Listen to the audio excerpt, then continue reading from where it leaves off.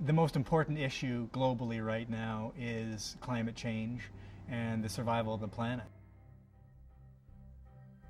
To think about cities that have a lighter impact is paramount. There's nothing complicated about it. We're literally talking about bringing nature into cities. It's a $55 million project.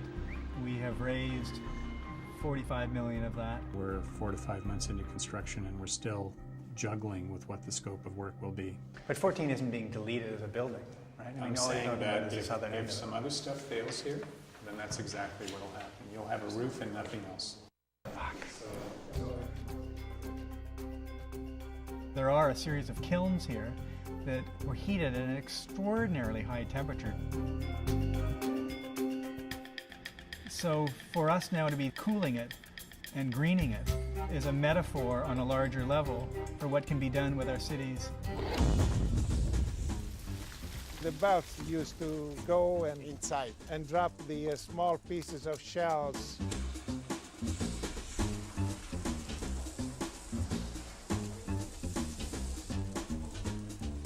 So this one day, the catwalk that he was walking on it from one place to another, they broke. So as he was going down, he grabbed the fan, a huge fan. Yeah. And he was unrecognizable. Yeah, 3 kids. It was a disaster. We often thought of it as a post-apocalyptic world, right? Yes, we did smoke a lot of weed down here, but that wasn't necessarily because it was here. That was generally what we were doing in most places. I came here and found my way in, and I was just taken away by the way the light beams came in through the roof and lit up the dust, and I stood there just so amazed at what was in front of me. My name is Ed Bertinsky. I'm a fine art photographer. Well, the space behind me here is the original quarry that I photographed back in 1981. At some point around 2 or 3 o'clock in the morning, Dana and I and a friend of ours came down here to check out the party.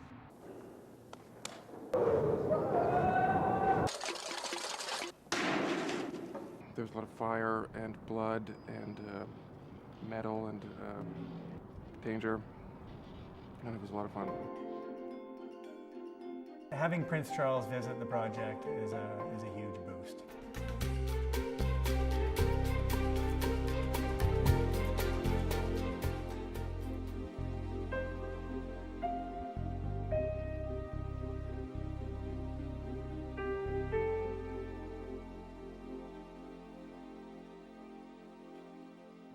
There's no question in my mind that the scale of our ambition and the boldness of the move, and to some degree the success that we've had, is setting us up as a perfect target.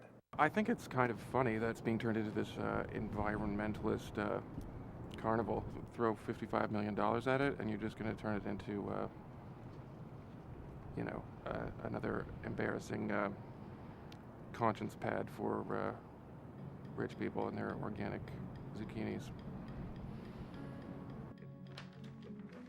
The stuff that really keeps me up at night is the challenge of making sure we're real when we're open, and making sure we have something meaningful happening here. And the idea of the emperor wearing good clothing, or at least being well fit out.